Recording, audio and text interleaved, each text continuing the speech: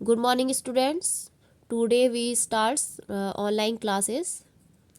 Then first chapter हम यहाँ पर जो टर्म सेकंड का फर्स्ट चैप्टर इलेक्ट्रिसिटी है वो हम यहाँ पर स्टार्ट कर रहे हैं आज। ठीक है, कोर्स में तो ये कंप्लीट है, लेकिन अब आपका रिवीजन करवाएंगे जिसमें आपके multiple questions, very short, short और लॉन्ग सारे टाइप के क्वेश्चन आएंगे।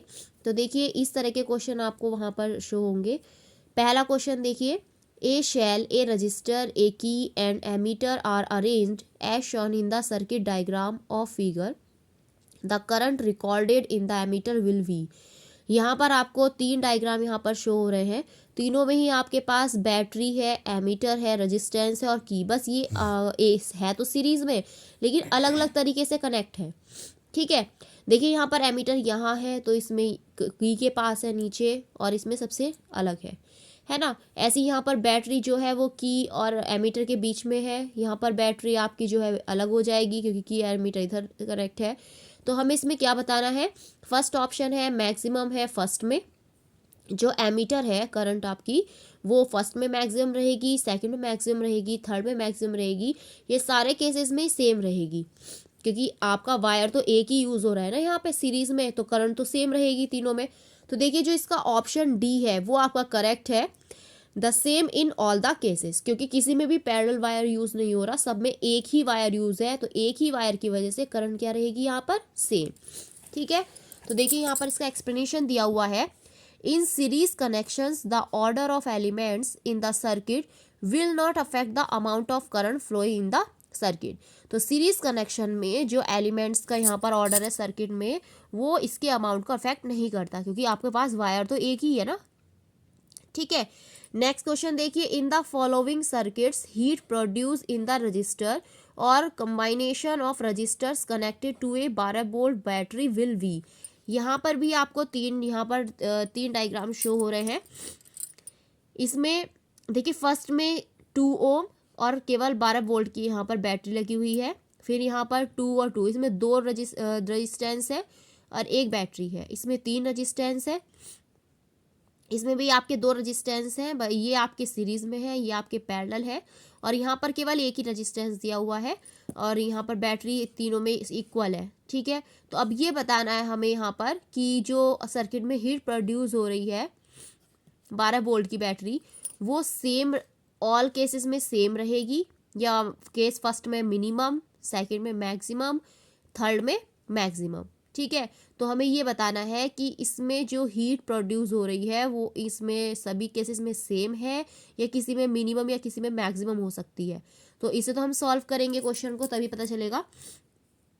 तो देखिए वैसे तो इसका आंसर जो केस थर्ड है, केस थर्ड में जो हीट है वो क्या रहेगी, मैक्सिमम। क्यों, क्योंकि हम इसका आंसर देखेंगे अभी। यहाँ पर R1 जो है 2 ओम और R2 भी 2 ओम है, तो देखिए दोनों ही आपके यहाँ पर क्या हो जाएगा, 2 + 2 क्या रहेगा, 4 ओम रहेगा, है ना, क्योंकि ये एक दूसरे के पैरेलल हैं। पैरेलल की वजह से क्या हो जाएगा इन्हें 1/2 + 1/2, तो R3 की वैल्यू आ जाएगी 1 ओम। ठीक है, 1 ओम आ गई। अभी हम हीट निकालेंगे तो H = V² R × T। ठीक है, तो ये देखिए जो वोल्टेज है तीनों केसेस में रेजिस्टेंस वो क्या रहेगा, सेम रहेगा। तीनों में रेजिस्टेंस क्या रहेगा, सेम। ठीक, तो H जो रहेगा वो आपका इन्वर्सली प्रोपोर्शनल रहेगा किसके, 1/R के। इसका मतलब जो आपका केस थर्ड में जो हीट रहेगी वो क्या रहेगी यहाँ पर, मैक्सिमम। ठीक है, नेक्स्ट क्वेश्चन देखिए, electrical resistivity of A given metallic wire depends upon. तो जो किसी भी मेटल वायर की रजिस्टिविटी होती है वो डिपेंड करेगी उसकी लेंथ पर, थिकनेस पर, शेप पर या नेचर ऑफ मटेरियल पर।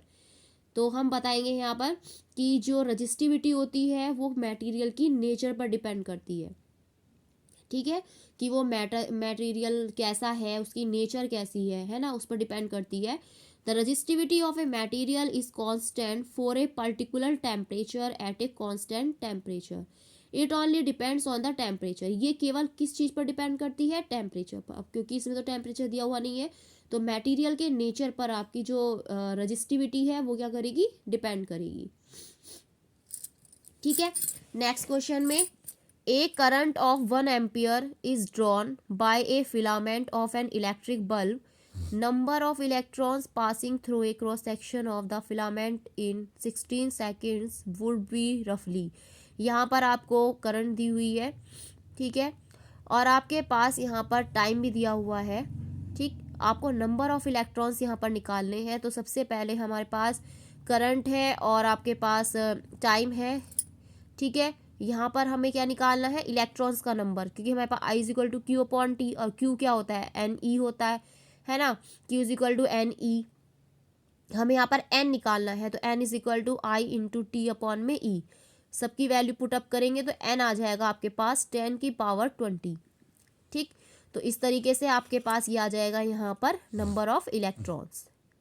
ठीक है, नेक्स्ट क्वेश्चन में देखिए आपके पास सर्किट दिए हुए हैं आपको 4, और इसमें बताना है कि electrical component have been properly connected.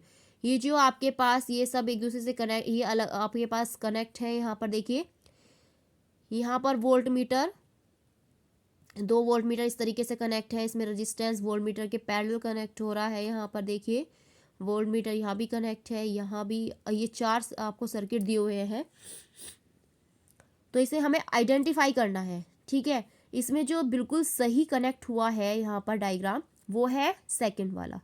कैसे, essential conditions are necessary when electrical components are connected. Voltmeter should be connected in parallel. Voltmeter देखिए कनेक्टेड है पैरेलल. ठीक है, पैरेलल कनेक्ट है रेजिस्टेंस के. Ammeter is always connected in series.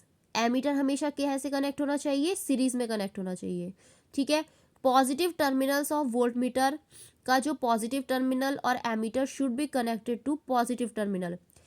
जो आपके पास वोल्ट मीटर का पॉजिटिव है वो किसी भी चीज़ के पॉजिटिव से ही कनेक्ट होना चाहिए.